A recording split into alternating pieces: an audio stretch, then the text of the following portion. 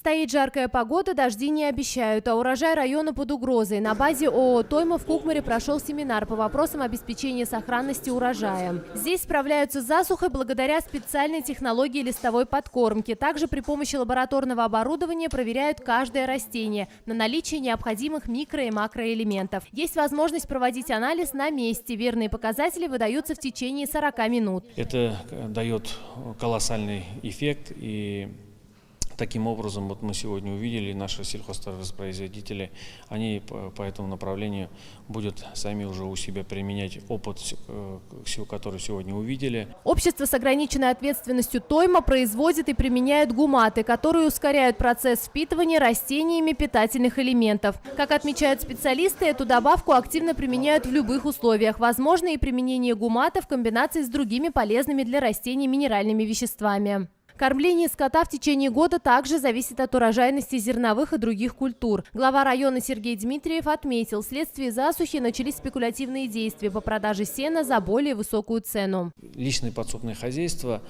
они начали очень массово закупать там сено, это по 100-150 рублей в маленьких тюках, но это очень дорого и нецелесообразно.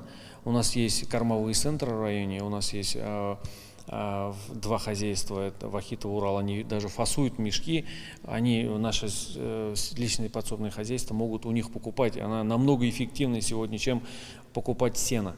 И тем более там ценовая категория, она очень такая, скажем, мягко говоря, не рыночная.